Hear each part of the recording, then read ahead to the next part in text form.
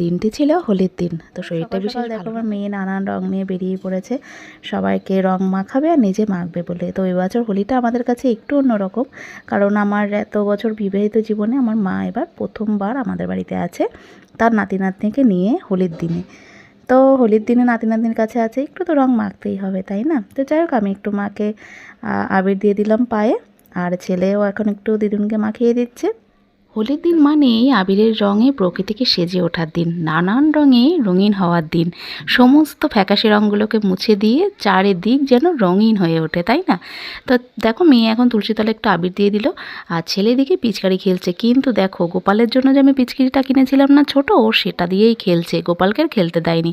আর এই যে বড় পিচকারিটা, এটা তো ও তুলতেই পারছে না। আবিরগুলো জলগুলো দিয়ে বেলুনের মধ্যে দেখো পিচকারি দিয়ে ভর্তি করছে, এইগুলো সবার গায়ে ছুঁড়ে ছুঁড়ে মারা হবে। তো তোমরা কে কে করতে এরকম ছোটবেলায় অবশ্যই কমেন্টে জানিও।